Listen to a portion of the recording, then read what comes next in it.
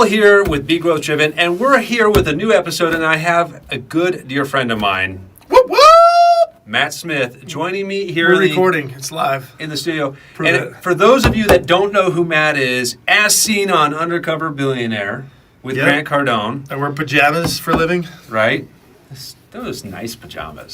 Those are like some You slick make them look pajamas. good. You and your wife make them look good. Well, I need some longer legs on mine, though. Like we'll get to that. We'll get some the customs. pajamas' fault that you have really long legs. I know, I'm with you.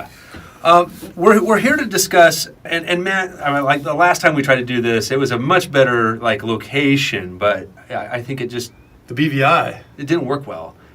Why not? It didn't work as well. Well, I guess we got to go reshoot. Let's do it. I got Gary Breck on one because I of know. you and all your gadgets, Yeah, that your I mobile brought all- gadgets like brought all this. the gadgets, For right? those people that don't see this, there's like 97 cameras. I feel like I'm on the Discovery Channel right now. And there's teams everywhere back here. These amazing women. We're just missing Brian. Yeah. Throw a little plug for Brian Spohr. We miss you. You should be running some cameras here. But I appreciate you joining me on this. It's good to be here in your hometown. We got a mattress store here now. I'm so excited. This has been an amazing journey, first of all. We work with you guys quite a bit. And now to have a store here in Omaha, it's like we've learned a lot over the last couple of years. And, Audrey and I count you guys, you and Jenny, as really good, close friends, your family. And so we really appreciate it. But I appreciate you jumping on, though, too, just because I think there's words of wisdom. Like, I've even had those talks with you. It's like, man, there's a lot I don't know. You've done things I haven't done. And really, the reality is a lot of business owners, they're looking for information, they're looking for knowledge, and that's the whole purpose of why we have this podcast, is I want to try to bring entrepreneurs that have really been successful. And what are those little nuggets? Maybe they're not a nugget that you think is like, oh, this is the key to your success, but hey, it's for that one person. Mm-hmm. That one piece of information is going to help them I love it. move to the next step. Yeah, thanks for doing this stuff. It's a lot of work. And you are some of our favorite people, for the record, and we appreciate all you doing Thank for you. us. It's been a Appreciate lot. It's it. been a fun ride. It is. We're still learning every day. We just left station too, We did. right? So The the ride has 7-yard just line, I begun, think. right? Maybe the 7-ish 7-ish? yard line. All right. Well, we got to go like all the way and then play another game. Yep. 100%. Tell me a little bit about like what's your background, what's your motivation? First of all, your background, because I know that there's a lot of big things that motivate you. Yeah. Background is, I'm raised by a single mom, 2 boys, didn't have a father, didn't really have money, kind of grew up in I got into sales, started working really young when I got my work permit at like 13, I believe. I had newspapers at like 12. But somewhere in the mix to this, I got recruited into the mattress business. And somewhere around 19 years old, I got pulled in, and I think I got like a maybe $1,500, $2,000 commission check, and I was like the richest person on the block. Like, I was like, what? But at that moment, I also knew that I didn't need much money, so I was like, how do I invest this? I got to figure this thing out, because my mom never had money. I didn't care about money. And so I started buying houses, bought a lot of real estate, and by 25, 26, the economy kind of changed. Mm-hmm. I was in the mattress game, and then I bought into a franchise, and then really developed that muscle, and then started to develop more muscles. Bought a bunch of businesses, from tuxedos to carpet cleaning to spas, a gym. I got a large gym. I mean, we've had a little bit of everything. Largest gym and largest Snap Fitness in the world. The largest Snap Fitness in the world in Pueblo West. Like you go big. We don't mess around. I knew that, what was the largest one? All right, I'm going to go bigger than that. And I have the tallest building in Pueblo West, because I wanted to find out what was the tallest building in Pueblo West. Made sure ours was bigger, and, the rest is history. So then, I retired. My number one priority, I think, if you know me and you do, is family. I'm a family guy, family first. I just married my soulmate. I got 3 beautiful, healthy children. One of them's with me on his first mattress. Maybe not his first, but his first one he's really learned how to sell. He's 9 years old, having a blast. Awesome. So I'm a family guy. We're at a point now that we're building a worldwide business, and it's been a blast. I mean, we've got a franchise that's going all over the country, as you know. We're changing the game from not just wearing pajamas, but doing things differently to help people understand sleep and health, because it's one of the most underrated things as a father, as an entrepreneur, as an athlete, whatever. Sleep affects everything we do. So we're going global, baby. Right. So if you're not sleeping well and your success is dwindling, like, you need to fix your sleep. We've got your back. 100%. Literally, we've got your back. There's 100% the snooze plug. If you don't snooze, you lose. Trademarked. Right. I got more. I'm just getting started. So now this whole journey of I can appreciate where you're coming from, because it's like similar background. My mom raised me Like I always tell people like government cheese and food stamps, right? And Goodwill clothes. That's what I. 100%. That's what government cheese. If you don't know what government cheese is, it's like some of the worst. Like you never want to get a government cheese with an air bubble. It's 100%. That's a bad day right there. But one thing I know about you that I have in common, because we were both raised by a mother, is you're emotional like me. Yeah. Like I think if we watched a Hallmark commercial together, we'd probably cry and like hold each other. Maybe. I don't know. I think so. I'm a crier. I mean, I'd put my arm around. Yeah. I'm there for you. Yeah, you are. No, but it's so like when you think about those things, it's like what I was thinking when you were telling me like 19 years old. It's like I got into the data business, right? This marketing thing when I was like 18, and like when I got that commission check, I'm like, dang, this is a lot of money. Right. Like how do I go do this more? And this was exciting to me, right? Like figuring this all out. And of course, you're in the sleep space, I'm in this space, but along that journey, what would you say is like one of the biggest obstacles that hit you, and how did you overcome it? Like, we want to get into like Well, I think that maybe not a big obstacle, but the biggest lesson that I think as an entrepreneur that I continue to learn is kind of the art of the pivot. That I truly believe that there's no path that's easy. Yeah. And I think that, there's you either win or you learn. We talk about that all the time, but it's like you're learning every day because we're making mistakes, we're making challenges, no problem situations, we say all the time, but it's like truly you got to just keep going. There's never a day that you're going to be like, I'm ready to have a kid. And I think there's never a day you're like, I'm going to become an entrepreneur and I'll be successful. Right. Yeah. You just do it and you figure it out because there is no path. I mean, like Grant told me that one day we were sitting in, we're at Dewdrop or something. He's like, you know the difference in your problems and my problems? And I'm like, tell me, Grant. He's like, my problems have more zeros behind them, but they're the same freaking problems. Right. And it really is. When you become an entrepreneur, like, think big and go as big as you can. And that's really why we've gone nationally. But I believe the key to success is grit. And it's just not taking no for an answer because you will hit roadblock and things will suck. But do it with, win with winners and enjoy the ride. But just be prepared for everything you think might change and everything that you think is going to happen might change. And be prepared for that for success because that's part of the journey. How important do you think it is to make that, like you're touching on decision making, right? The pivot. Like how important is the quickness of that pivot? To me, it's the most important part of my business, and it's probably the biggest part that drives my team crazy. Because I make decisions real quick because we don't have time to overthink things. And sometimes people want to overthink and they want to analyze and they want to do data, and I'm like, nope, moving, next decision, next, hit that thing because we just don't have time to overthink it. And I think that reality as a business owner, so many people hem and haw, and they don't make a decision because they're trying to make a perfect decision, and there's no such thing. Make a decision and make that the perfect decision as opposed to trying to make a perfect decision. Right. Whatever you pick it, run as fast as you can in that direction. Yeah, because if you don't put your energy into anything, it's like nothing will be successful. 100%. And I think, like our three biggest things I tell everybody, the three things that you have to be on our team is one, you got to be a good human. I want to do business with not people that aren't good humans. And everybody's been in that business with somebody who's like, that guy doesn't fit. You got to win with winners, and life is so much fun. Or two, you got to have grit and determination because everything is going to be hard. We're building something nobody's done before. There is not a job that you come in and click out at the end of the day. It's not going to happen in my life. Every day is a complete pivot. It's chaos every single day.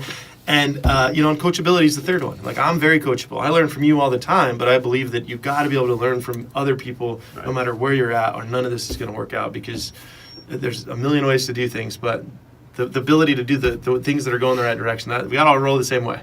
Right. No, and likewise. I told you, like, one time we were sitting down, when we were down in the BBI, it was a year ago. It's like, I need someone to bounce things off of. Absolutely. I need someone to talk to because it's like this thing called entrepreneurship, or there's a lot of different flavors of this. It's not just entrepreneurs, it's intrapreneurs, it's solo all of that. Right. Right? It all takes grit. And 100%. it all takes the ability to move quick. One of the things that you're most proud of. Oh, my children and my wife.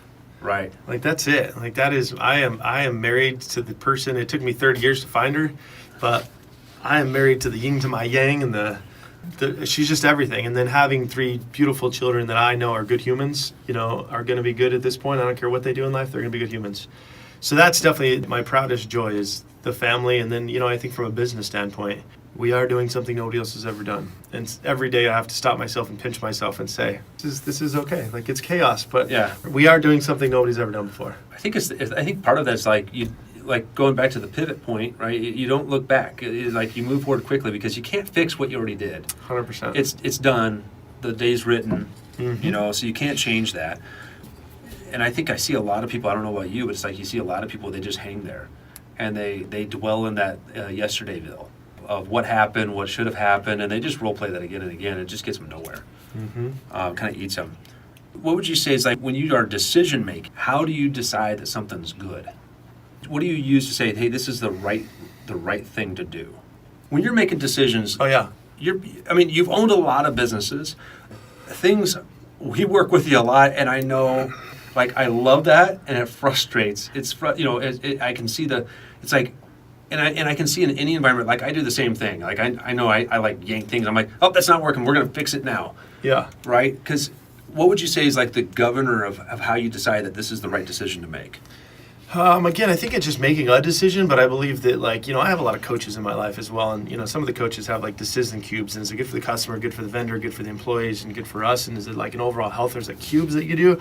Does this feel good in my gut? Like, we need to do it. You know what I mean? And ultimately, the decision to, again, how are we talking? I know I drive you crazy, and a lot of people, they're crazy because I'm also the guy that's like, if somebody doesn't make a decision, that's my biggest pet peeve. And everybody can think about it and like, well, maybe if we think about this, well, let's do a plan. Let's put it all on the board. Like, no, make a decision. I got, 300 decisions a day I got to make. Yeah. I don't have time to overanalyze those decisions, but is it good for our customers and good for our employees? It's truly like our North Star is our franchisees and them changing the world and making sleep the priority, them making money, them having fun doing what they're doing and changing lives. So I think if it's good for our franchisees, it's good for us. You know what I mean? Right. And from our employee base, I mean, we're very proud of the team that we have. I think we have the 1992 Dream Team. Like, we are literally the Olympic Dream Team with the guys that we put together from the 100-something years of mattress experience and some marketing team. And, the people that are really, they know a little bit of everything. So I do also, we're going through Traction, which we have a Traction coach. If you're familiar with that, it's pillars of your business. So I could say the visionary, and we have people in there. We also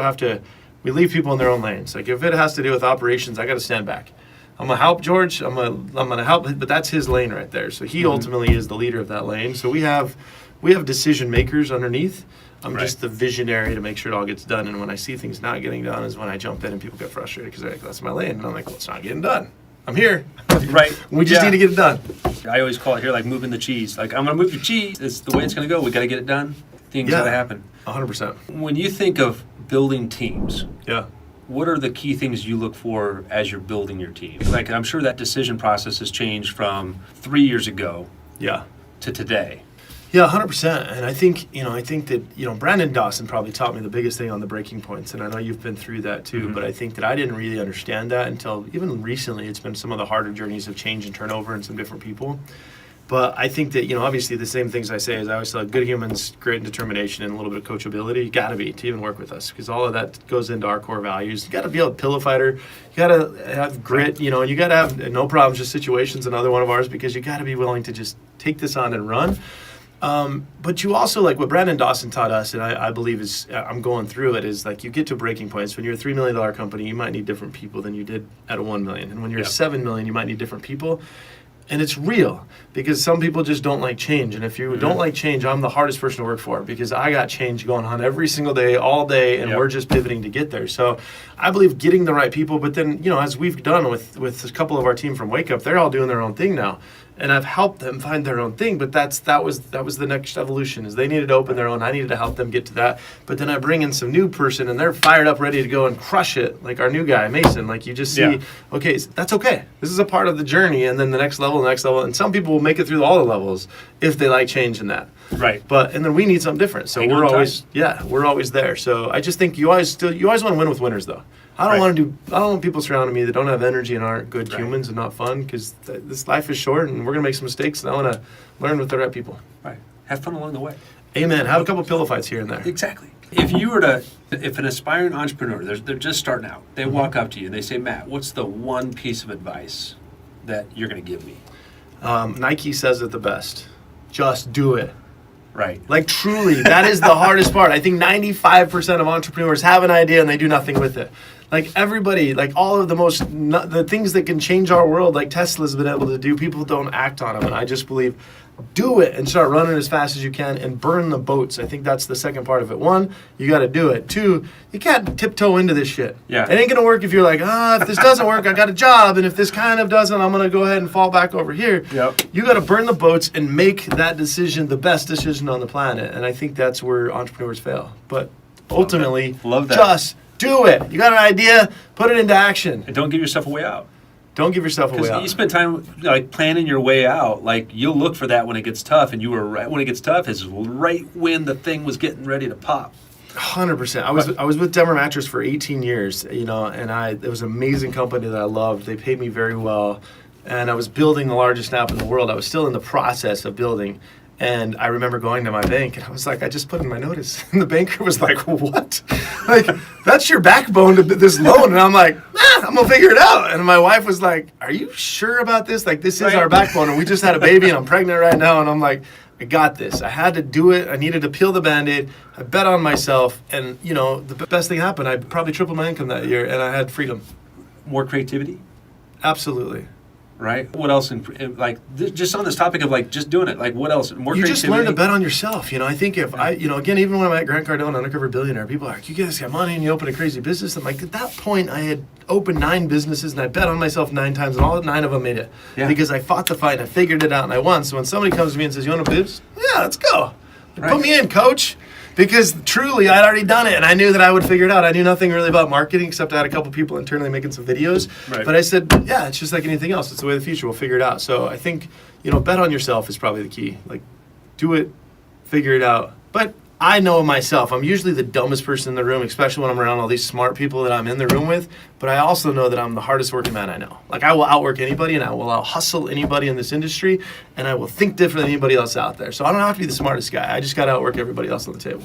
I have no doubts on that one. That's why I'm here. You're making sure these guys are winning, baby. I've been with you, and we've almost had, police called because we were in a business with flyers and pillows. Yes, that's it. In PJs. Exactly. And when I feel like something needs to be done, I drove 9 hours with my son to get to this moment right now because we need some help in the store. Yeah. We're here to win. I love it. Philosophy. Like, you were to break down, like, a couple different philosophies you live by. It's a great question. I think, family first is probably the number one thing that I think is missing in the world that we live in. And I think I have been blessed to be surrounded by billionaires and millionaires. And I see some unhappy people when they're not in love and they're not going home to somebody that loves them and vice versa. And I think that, anybody out there, you got to protect what matters most. And if you're at the position where you're building something like this and it's your family or your work, please pick the darn family.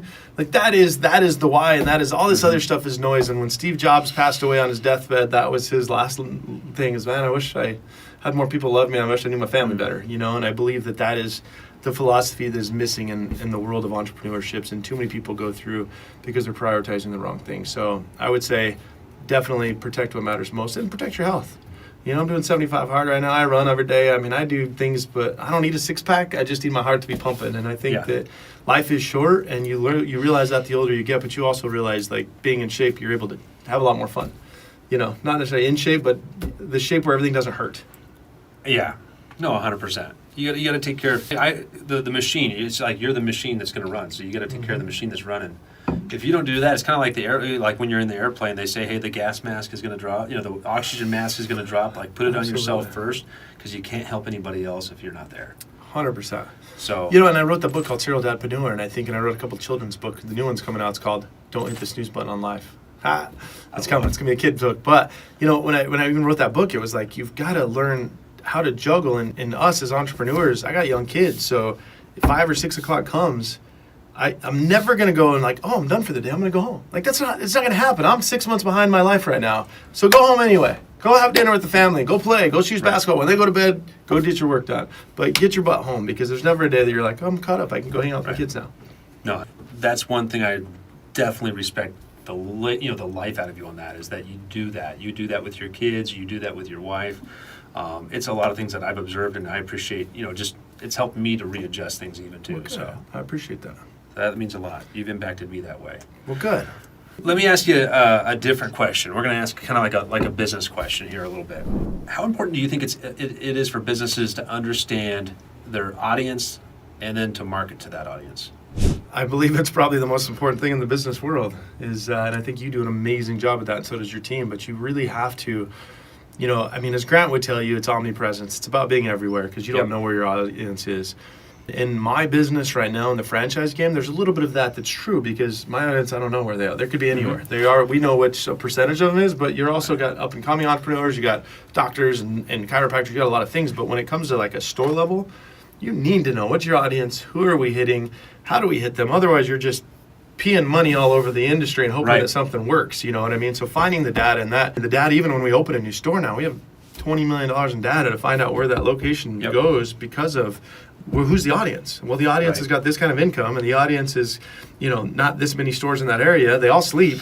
We know everybody sleeps, and you would think just put a mattress store anywhere. Well, it doesn't work like that because you got to make sure the data is all going to come in together. So I believe finding your audience to your question is probably one of the most powerful parts of marketing in the world that we live in. Knowing the data and finding the audience and attacking that audience because our attention spans are horrific. Oh no, they need to see us a million times nowadays. We're worse than goldfish. Right. You're worse than a goldfish. I know. I'm like a shark. I whale. Like lose attention all the time. I don't Squirrel. Squirrel. Yes, I do have ADHD bat. For businesses, systems. How important are systems? It's scalability. I think that was a big lesson for me is that when I owned a business in Colorado or Pueblo, Colorado, I owned 9 businesses and I was really good at sitting across the table, finding problems, getting with my team and figuring out stuff. And I learned when I started to do a national company real quick that doesn't work. I'm not scalable. Passion's not scalable. Systems and processes are the only way that you can scale a business. And that's where we're at now is we've invested through you and with you is like from data to see everything going on in my business, every part of my business, what does success looks like, what's the KPI inside of that, what is everybody's job attached to that KPI. So I believe systems and processes is the only way to scale, and it's hard for me with ADHD is because I hate that stuff. Just let me go and let me go figure it out. Like I don't like to stop it. I know I owe it to my franchisees to build the tightest systems in the world where they just show up and do what they need to do. They don't have to overthink the stuff because passion's not scalable. Systems and processes, that's scalable. Well, and back to, we talked earlier about pivoting, and it's like if you don't have systems, you can't make decisions fast enough. You don't have the right data, you can't make decisions fast enough that are the right decisions. 100%. To move even quicker into the marketplace. And our marketplace keeps changing. 100%. The challenges for any business, any industry keep, multiplying exponentially. So very critical. What about the consistency in advertising? Yeah, and I think you've taught us that. You and your team teach us that, that drip is something that, when they're ready, like in the mattress business, it could take 2 years from the time I think I'm going to get a mattress statistically till when I actually buy a mattress. And that's because it can be intimidating or whatever it is. So knowing that, knowing that if you see them and they walk out the door, it might be 2 more years. Okay, that's a big piece of data that we need to know. So I think everything that we do needs to be placed based on, to your point, it's got to be data driven. Like who is that, and how do you get that person? And then learn and learn and learn. Don't be stubborn and say this is what it says. Like there's also a point of this that data is not always perfect. 100%. You know what I mean? It's There's not. still a vulnerable, It's not. And we do that in the pillow fitting thing. I tell everybody, like we have the best technology in the world where we fit you from that NASA and the Mayo Clinic trust to tell you what kind of a mattress and pillows your body needs, but the customer still has to like it. Right. I'm not going to say this is the only thing. Like there's other sides to data that the customer still has to like the feel of that mattress, or we're going to take them to something else too. Exactly. It's a big deal. If you were to tell somebody like, hey, what's the, in regarding sleep, think of someone, looking for the best night's rest. Mm-hmm. Like, what's the one thing they need to know? Get sleep. I think that sleep is one of the most underrated things in America and the world, but I think that people don't realize what it does for everything that we do. I think from being a dad to having the energy, but to just heal your own body. Like we need sleep to regenerate, as Gary Breckel will tell you. Like it really, but people don't understand it because we're doing this. Like we're on our phones at midnight or looking at our phones, playing there saying, oh, what's going on? And then our brain won't shut down and I can't sleep. And I had a horrible night's sleep last night. But, if you go to Snooze, we pride ourselves of the darkness of the room, the smell of the room, what we call Snooztopia. What's that perfect environment inside of there? And teaching people, get your phone out of the room. The bedroom is not designed for playing on your phone and watching TV. It is designed, it's like a Pavlov's law. When you walk in there, your senses should smell it, and it should be the darkness as your body knows, okay, it's time to bed. And circadian rhythm says, go to bed at this time, wake up this time. Now you have a consistency. What is that? Right. You're building the environment around that. So get sleep. Take it seriously. Don't be. People think it's cool if I got 4 hours of sleep. That's cool. I only slept 4 hours last night. That's not cool. Cool is sleeping 8 hours a night. That is cool. Your body deserves, if you want to live long, be cool. Sleep, baby. Right. Be cool, baby. I love it. Last question for you. What does being growth driven, that concept there, what does that mean to you? I think it's everything to me, and I think that is like, I mean, I love it because it is think big, and it is, you know, you've got to be growth driven to succeed. I don't care what it is. And my son that you've met is the most competitive little thing on the planet. He hates to lose at anything. Yeah. But that's because me and my wife are the same way. Like, we are nonstop growth. I will never be able to say, okay, I'm done, I made it. Like, that's just not possible. Like, life is about always pushing yourself to the limits, and when you get there, now push yourself to the next limits, and then get there and push yourself to the next. So I think that growth driven is the only way to really get truly ahead. I mean, I think that too many people get complacent. And Grant and I, even on the show, when it was crazy to me that how many entrepreneurs, when you go in there like, hey, we could do this and this to your business, they're like, oh, I don't want to do all that work. Like, I don't know. I'm good where I'm at. I'm making 6 figures. I'm good. I don't want any more than that. And you're like, okay. Like, some people just aren't growth driven, but they're complacent where they're at. But I believe if you want to change the world and you want to make a big impact and difference, you got to be growth driven all day, every day, and just be ready to pivot to get whatever you want. But think big. Think as big as you possibly can. What's the worst that could happen? Where you're at right now. That's the worst case scenario. You're back to exactly where you're at. Yeah, no, exactly right. But I mean, you've already been there. 100%. And what you'll learn along the way, oh my goodness. Priceless. But don't give up if it doesn't work out. Get back up there. Be growth driven. I love it. Fight that fight. Man, you're a bad dude. Thank you very much. Follow this guy. He's a bad dude. Thank you very much for joining us on an episode of Be Growth Driven. We appreciate it.